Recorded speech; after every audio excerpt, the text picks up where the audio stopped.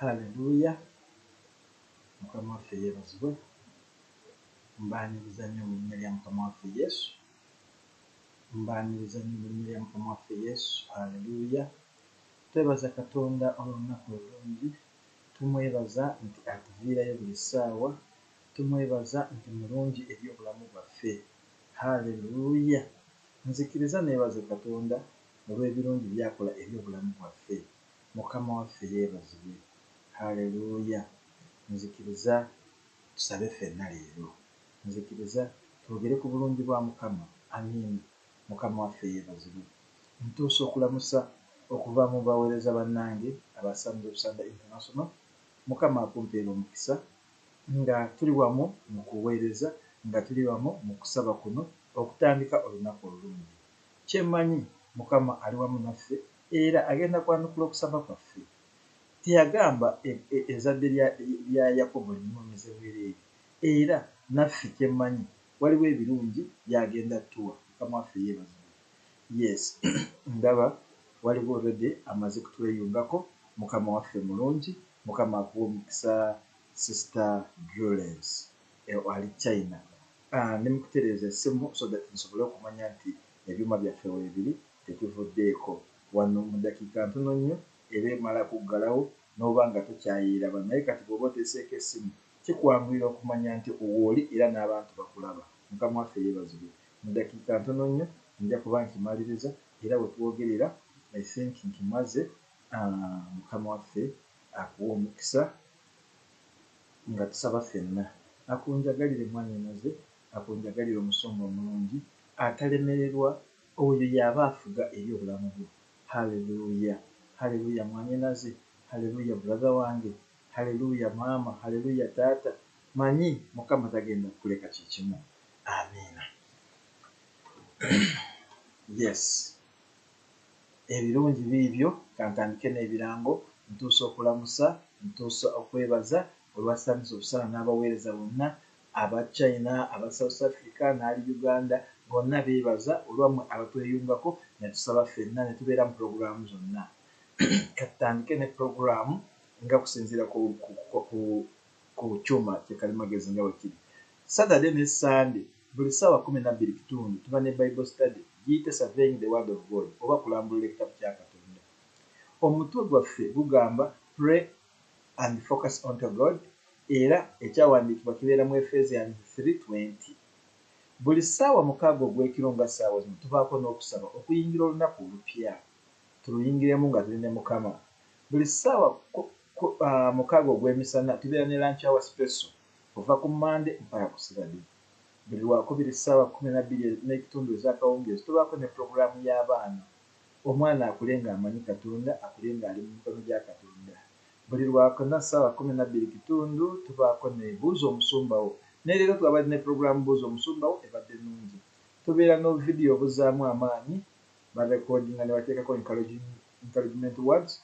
Tubaako na visual message eyo tugiwandiika buwandiisi ne tugiteekako osobole okusoma bw'atalina budde obuwuliriza.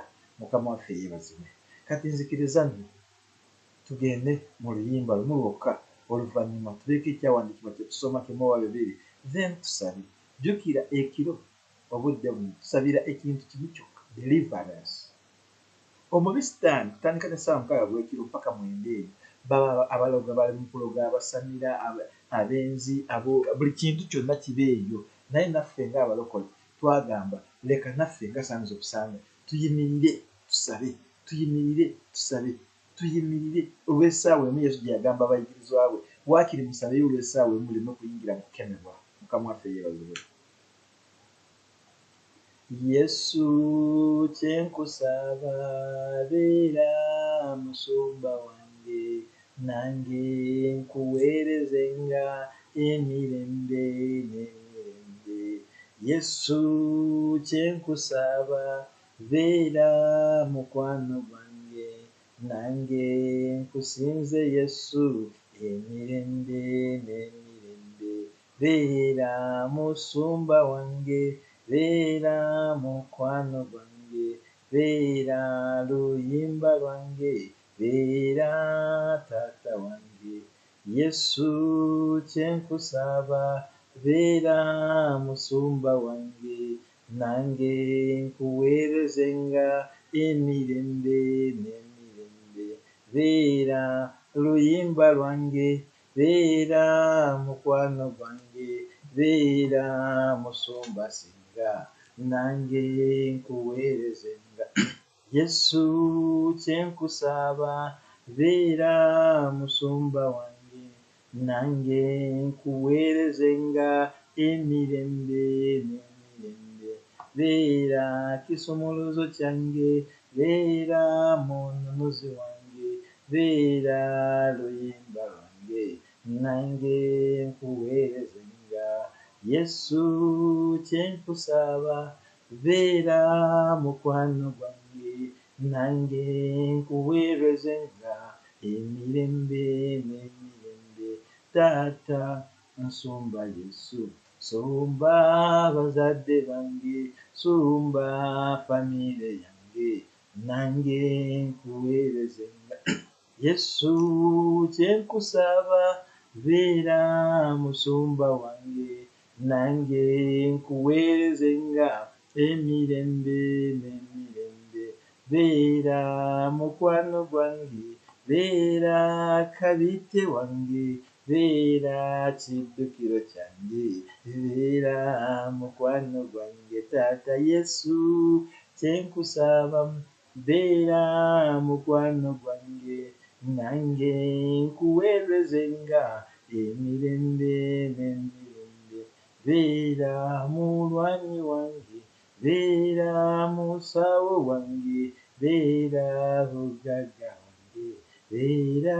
luyimba lwange Taata Yesu kyenkusaba beera mukwano gwange nange nkuweerezenga emirembe n'emirembe Taata nkwesiga Yesu Mukama wange nkwagala gwe nviirayo nkulabireyo awo nkusinze Baba haleluya Mukama waffe yeebazibwe twebaza Mukama olw'oluyimba olulungi tugenze mu kyawandiikibwa nga kiri mu Zabbuli 18 Mukama waffe yeebazibwe 18 olw'12 haleluya 18 Zabbuli 108 verse 12 Give us help against the adversary for human help is useless is nothing Mukama Bible negamba give us help give us aid against the adversary abalabe bangi twagala obuyambi okuva wa Katonda lwakuba Bible egambye for human help is nothing is worthless is in vain okuyamba kw'abaana b'abantu tekuliimu Mukama yeebazibwe haleluya so bwe tuba tukowoola Mukama tumukowoola atuwa obuyambi lwakuba obuyambi bwange naawe obuyambi bwaffe ffekka tebulimu makulu wano ndabye abantu ng'oli amusaba 5 n'abimuwa n'amusaba 10 n'abimuwa kumbe ezo zennyini z'amuwa z'amulogerako ezo zennyini z'amuwa amuwa ku mukisa gwe nga yaddira omukisa gwe n'agukyusa n'amuddiza ekikolimu mbirabye wano Katonda abibikudde era tusabye ebintu biri mu kukutuka biri mu kiki kyekugamba ogenda kumanya omwana w'omuntu ali mu kuyamba buli akwatirwa ekisa nakikwatirwa bwerere wabaawo ensonga waliwo kyekati ennaku zino kyebayita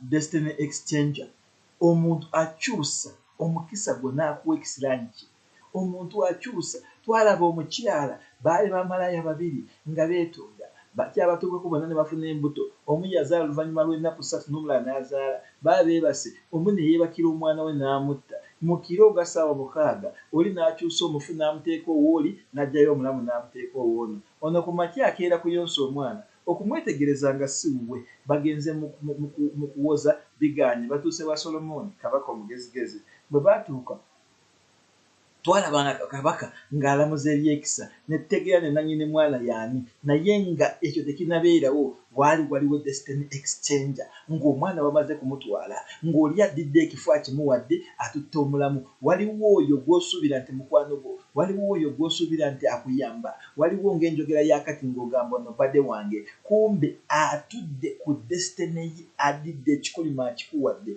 Bayibuli egambye mu Zabbuli gwampandiikira nyamba owandiike Zabbuli 18, Zabbuli 108 verse 12.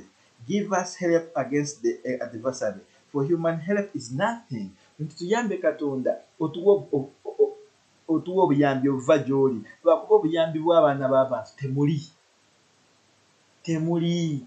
Oli omugamba mpa 5 n'abikuwa, mpa 10 n'abikuwa, kumbe ajja ku mitwalo egigyo, ajja ku bibyo lwakuba yakwata n'agenda ku basawo n'ateekayo amannya go n'atwala ebyali bibyo n'akuwa ebibye. Kati ye ali mu mpisa gwo, identity yagitwala gwe tebakulabawo. Naye Bayibuli etugambye bulungi, leka obuyambi buve wa Katonda. Mukama waffe yeebazibwe. Simanyi oba munyambye ne muwandiika, tuli mu Zabbuli 18 olw'12. Mukama waffe yeebazibwe. Haleluya. Obuyambi buva wa Katonda. Bayibuli egambye mu 21, I think so, Zabbuli 21, ntudde amaaso gange. Haleluya. Zabbuli 21. I lift my eyes towards the mountains. Where is my help where will my help come from? My help comes from the Lord, the maker of heaven and earth. 21 So leka obuyambi obujja eri Katonda, amaaso go gajja eri omwana w'omuntu. Omwana w'omuntu mulimba, mufuusa, yekyusa. Akakugireyo ekisembayo okakase nti ensi nkambwe.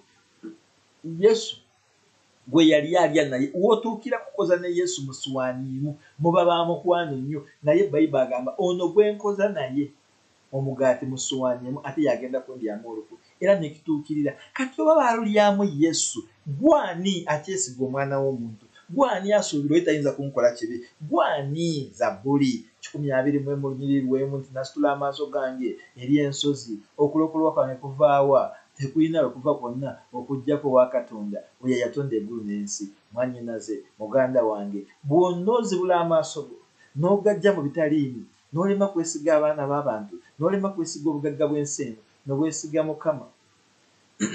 Abeesiga Mukama bali nk'olusozi olwo lwa Sayuni olutatengeeta. Abeesiga Mukama Yesu bali nk'olusozi, bahangara muri Yesu tibaroho kutina. Abeesiga Ruhanga bali nk'olusozi olwo lwa Sayuni olutaroho kutengeeta. Abeesiga Mukama Yesu bali nk'olusozi, bahangara muri we tibalina kibadi ongumyeyo. Mukama yeebazibwe. Abeesiga Ruhanga, abeesiga Katonda bali ng'olusozi Sayuni terujjulukuka. Mukama waffe yeebazibwe. I think ekyawandiikibwa kiriwa mangu kiri mu Zabbuli awo ekigamba nti abeesiga Katonda bali ng'olusozi Sayuni terunyenyezebwa. Mukama waffe yeebazibwe. Ndi mu kubikula ntuukewo. Haleluya, haleluya, haleluya. Kiri mu 25, Zabbuli 25 olunyiriri olusooka. Those who trust in the Lord are like Mount Zion. It cannot be shaken. It remains forever. Buli lwesiga Mukama, buli lwekwasa Mukama, obuyambi bwo, obugabirizi bwo, obugagga bwo, oluzaalo lwo, omwana wo, omwami wo, buli kyosuubira n'obwakabaka obutaggwaawo oba obufunyi. Naye bw'oteeka okwesiga omwana w'omuntu akwabulira. Muteesaasira abadde ayimba ennyimba za gospel, God forbid, abadde mukyala w'omusumba nga baweereza mu maanyi, kati yakoze embaga ng'ate yawasizza omukyala ku mukyala, lesbian, sodomu. Naye oyo abadde ayimba ennyimba, kati oyo omubuulira enjiri ki? Njagala kukubuulira mwana wa Katonda, ke kaseera tuweekweke mu Mukama waffe Yesu. Kati njagala kugamba oyo abadde ayimba ennyimba omu mu bayimbi ab'amaanyi ng'ayimba ennyimba eza gospel, naye mu Canada wetuwogerera ayambala bya kisajja era yawasizza, naye mukyala era alina abaana 3, mu musajja gwe bayita Muteesaasira ate balina n'ekkanisa. kije nkulaga mucyo nti ensi ekyuse omuntu omwana w'omuntu lekeraawo kumwemalizaako n'omuwa obwesige bwo. Haleluya. Obwesige bwo buteeka eri Katonda. Oddusa emisinde ogenze mu Zabuli 3, Zabuli chapter 3 verse 8. Zabuli chapter 3 verse 8. Salvation belongs to Lord. May your blessing be on your people. Mukama waffe yeebazibwe. Obulokozi bwa Katonda. Obulokozi buva wa Katonda. Leka n'emikisa gyo gibeere ku bantu bo ayi Mukama. Mwana wa Kitange. Obulokozi bwo obujjawa. Ani gwe weesiga gw'obuulira ensonga zo. Ani gw'ogamba mulimu abantu bw'asula ekipeni wansi agamba n'ayogera ekintu n'ogamba okola kiteeseewo Yesu. Ng'ekigambo kyonna kinene kikwafu tekisenyeza mannyo. N'ogamba Katonda wange omulokola ayogedde ki? Naye ke kaseera ekintu kikugweho ogamba ayi Yesu. Bawulire nti obulamu bwo bwonna butambulira mu Yesu mulokola. Our salvation belongs to God and let his blessing be upon us. Mukama agenda kuwa blessing. Mukama agenda ku delivery. Mukama tayinza kuwa blessing n'osigala n'ekirwadde. Mukama tayinza kuwa blessing n'osigala ng'okyalina amabanja. Mukama tayinza kuwa blessing n'obanga tolina mulimu, tolina poloti, tolina bibanja, tolina mu luzaalo. The blessing of God adds riches but no sorrow. Nti omukisa gwa Mukama gwongerako bugagga so si bizibu. Mwannyinaze muganda wange ke kaseera okikakasa era okimanyi okitegeere era okikkirize nti obulokozi bwaffe buva eri Katonda. Naayimusanga amaaso gange eri Mukama kuba Mukama waffe yeebazibwe. Oluyimba mulumanyi n'okusinga. Naayimusanga amaaso gange eri Mukama. Haleluya. Ke kaseera tutandika okunoonya Mukama mu ngeri y'enjawulo. Leka ffe twalina Uganda engombe egamba katunoonye Mukama n'akasonso. Noonya Mukama na buli kimu kyonna ekirimu ggwe. Baatugambye nti n'okunoonya Mukama ng'omutima gwo tegumwewadde gwonna is a sin. Gwe n'osalawo ngenze kunoonya Mukama, ngenze kusaba, naye oli mu kusaba okyali ku ssimu yo, oli mu kusaba bw'owasapinga abantu, oli mu kusaba okyali mu bibi ebirala. Bayibuli egamba is also a sin. Bw'oba oseetinze kusaba, saba. Waayo omutima gwo. Bw'oba osazeewo kusiiba, siiba. Naye nga bw'osiibye oli mu bantu wakati n'owanda amafuta munansonyiwa nti twasiibye. So what? Tusuubire osiibye nnyo okusinga ba Musa oba osiibye nnyo okusinga Yesu. Bwasiiba nnyo okusinga ba Elijah. Abasajja basiibanga ennaku 45 ekiro. Gw'osiibyeyo lumu n'olyoka olema n'okusenya akamwa kakase nti buli muntu yagala kwogera ne Mukama yeebaze. Bannange naffe tuli mu lusozi. Lusozi ki? Ani gw'olunyumeza atabeeranga ku lusozi? Ke kaseera tweggyemu obuntuntu obwo tutegeere Mukama gwe tusinza. Tumusinze mu mazima n'omu mwoyo. Mukama mwoyo n'abamusinza kibakakatako okumusinza Mukama n'omu mwoyo. Tulina okukolwakolwa obufu n'osiiba ekyalo kyonna ne kikakasa nti wasiibye. Ojula n'okkuba akalango ku rediyo enkya agenda kusiiba bannange. Mukama waffe yeebazibwe. Ke kaseera tukole ebintu nga byegasa. Ke kaseera tutandike okukola ebintu ebirungi. Ke kaseera tutandike okutegeera Mukama mu ngeri y'enjawulo. Mukama waffe asembedde kumpi okusinga we twalokokera. Kati tumanyi bingi. Naddala ffe abasamiza obusaana nga tusomye. Nga tufunye ebyawandiikibwa, nga Katonda atubikulidde ebyama, nga atulaze omukono gwe. Haleluya. Haleluya. Yesu tayuwa. Yesu tayuwa. Yesu tayuwa. Yesu wange tayuwa. Mikwano gyo gikuwa. Ne sente zo zikuyuwa. N'ab'enganda bo bakuyuwa. Naye Yesu wange tayuwa. Yesu tayuwa. Yesu tayuwa. Yesu tayuwa. Yesu waffe tayuwa. ebintu byonna bikuyuwa, ebintu byonna bikuyuwa, bikuyuwa, bikuyuwa naye Yesu waffe. Haleluya mwanyinaze, haleluya brother, haleluya sister. Ke kaseera ogende kuoyo atayiwa, ke kaseera ogende kuoyo asumulula, ke kaseera ogende kuoyo alamula, ke kaseera ogende kuoyo n'akuyimusa. Nkozaamu amaanyi nga nkugamba obulokozi bwaffe buli wa Yesu, obulokozi bwaffe buli wa Katonda. Yesu agambye teyajja kusalira nsi omusango wabula kuyitira mu ye abantu ffenna tulokoke tusumululwe. Ke kaseera ebintu byo, ensonga zo, ekikulemye bikwase Yesu. Ebikulemye bimuwe, bikulemye bimuwe, Yesu abitwale. Abaana bo bamuwe,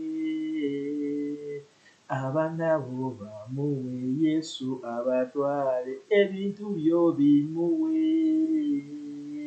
ebintu byo bimuwe, Yesu abitwale. Ekikulemye kimuwe, ekikulemye kimuwe, Yesu talemwa, Yesu waffe talemwa, talemererwa oyo talemwa, Yesu waffe talemwa, kazibeera endwadde talemwa, Yesu waffe talemwa, talemwangako oyo talemwa, Yesu waffe talemwa, ssente nga zibuze talemwa, Yesu waffe talemwa, koowoola erinnya lye talemwa, Yesu waffe talemwa, emikwano gikuyiwa talemwa, Yesu waffe talemwa, Yesu gwe mukwano talemwa, Yesu waffe talemwa, ssente ekuvuddemu talemwa, Yesu waffe talemwa, bwekwate Yesu talemwa, Yesu wange talemwa. Ai Yesu yakwata Sitaani n'amunyeenya, n'amuyuuyayuuya, n'amusula n'agwere.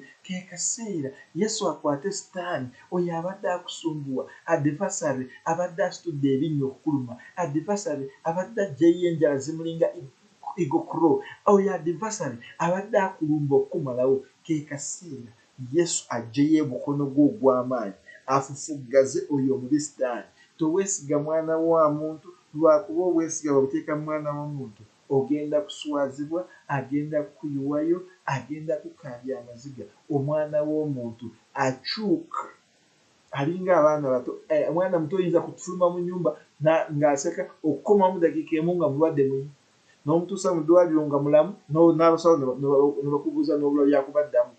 N'omwana w'omuntu bw'atyo bw'ali nga bw'oba omuteeseemu obwesige. Haleluya, Mukama waffe yeebazibwe. Tusaba Katonda abeere muyambi waffe, leka atuwe obuyambi lwakuba abaana b'abantu obuyambi bubalemye. Mukama akumpeera omukisa nga tusitula eddoboozi lyaffe. Kitaffe omulungi, kitaffe omwesigwa, kitaffe ow'amaanyi, tuzze mu mpya zo n'okuzza n'okutuma n'okukwebaza Mukama. Tukkirize mu maaso g'Omukama, tukkirize mu weema yo Mukama. Totuviirayo Kitange omulungi, totuggyako mukono gwo Yesu. Tusumulule Mukama, tusumululemu ebyo byonna ebitusibye. Jangu oyogere naffe Mukama mu ssaala, jangu otulage amaanyi go Yesu, jangu otukkirize mu linnya ly'omwana wo Yesu. Totuggyako mukono Kitange, totuggyako liiso lyo Yesu, totuggyako Mukama. Taata olw'amaaso go n'okutuukwo, wulira okusaba kwaffe Mukama okuli kukolebwa mu nnyumba eno Mukama, olw'omuwala oyo, olw'omuvubuka oyo, olw'omukyala oyo, olw'omwami oyo, olw'omukadde, mu linnya lya Mukama waffe Yesu. Jangu Mukama osonyiwe wonna we tusobezza, wonna we twogeredde bubi, wonna we tukoledde bitali birungi, mu linnya lya Mukama waffe Yesu. Kitaffe omulungi Mukama, jangu obeere bukuumi bwaffe, jangu obeere ekiddukiro kyaffe, jangu obeere ekisumuluzo kyaffe. Bantu bangi Mukama batusuddeyo, bangi babuze Mukama, batuleseewo. Mu linnya ly'omwana wo Yesu, leka gwe aba asumulula Mukama, leka gwe aba atuwonya Mukama,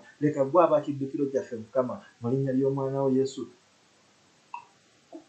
tunaasinzanga erinnya lyo, tunaagulumizanga erinnya lyo. Mu linnya ly'omwana wo Yesu, jangu osumulule obulamu bwaffe, jangu otuviireyo Mukama. Totuggyako mukono gwo, totuggyako kisa kyo, totuggyako Mukama okwagala kwo Mukama. Taata omulungi w'abalungi, obuyambi obuva bw'omwana w'omuntu tebuliimu mugaso Mukama, tebuliimu mirembe. Babikola nga balina motives endala, babikola nga baagala kucyenjinga destiny yaffe, babikola nga baagala kuteeka mu keegi. Mu linnya lya Mukama waffe Yesu, tusaba omukono gwo ogw'amaanyi, tusaba omukono gwo ogusumulula, tusabe ekisa kye kirungi kifiireyo omukyalo oyo, kifiireyo omwami oyo, kifiireyo omwana oyo. Taata omulungi w'abalungi, omusumulule kuva ku lujjogera lw'omubi sitaani, omusumulule Mukama, lwakuba sitaani esitudde erinnya eyagala kumuluma, eggyeyo enjala eyagala kumukwagula, naye Mukama obuyambi bwaffe buva gy'oli. Lwana n'abo abalwana naffe, kuba omubi sitaani, musuule wansi, muyuzaayuze, mukutule mu linnya ly'omwana wo Yesu. Totulekerera Jehova Jaira, erinnya lyo litenderezebwe, erinnya lyo ligulumizibwe. Ani akwenkana Mukama?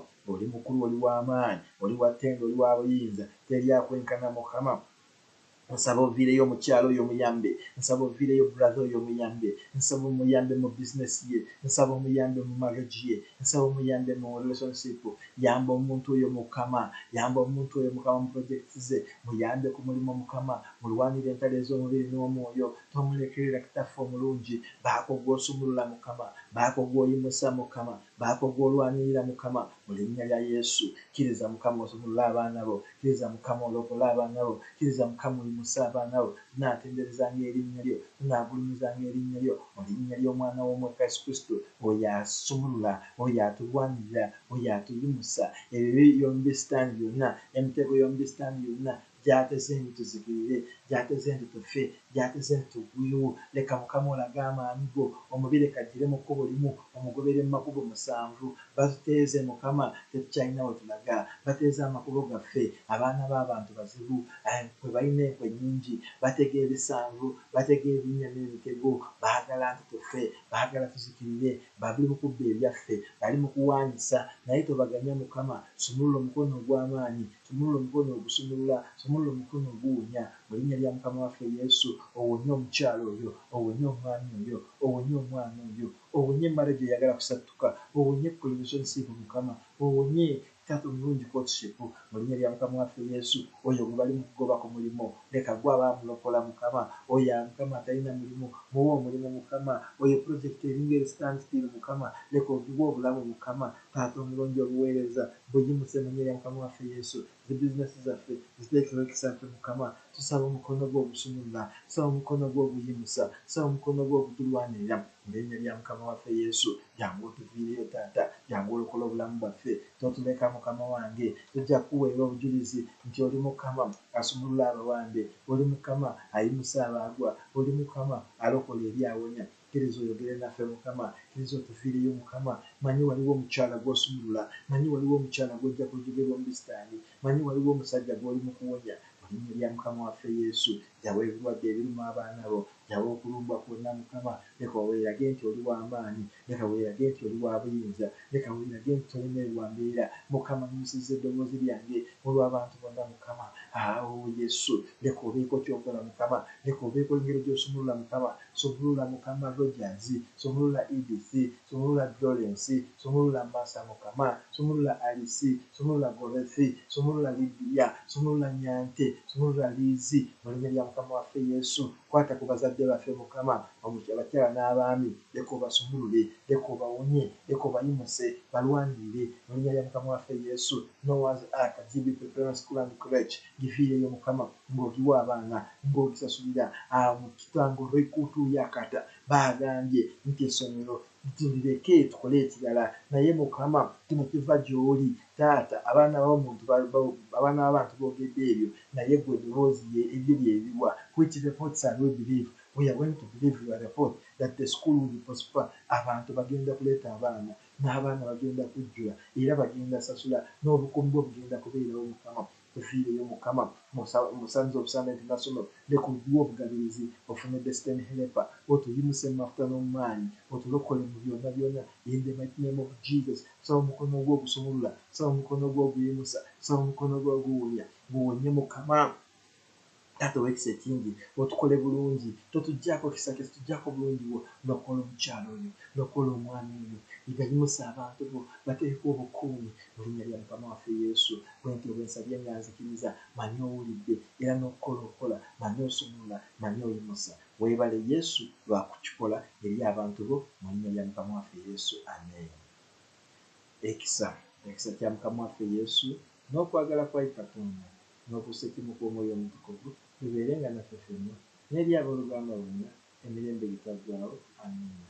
Mukama abampeera omukisa Mukama basumululire, Mukama balwanire entalo, temukoowa, temutendewalwa, temuggwaamu amaanyi. David yagala kubasibira awo nkusibidde awo ekulage nti oweddemu amaanyi, ekulage nti Yesu takuyamba eryoke ekuba ekuwangule naye gusigala ng'ogiraga Mukama ye musumba waffe.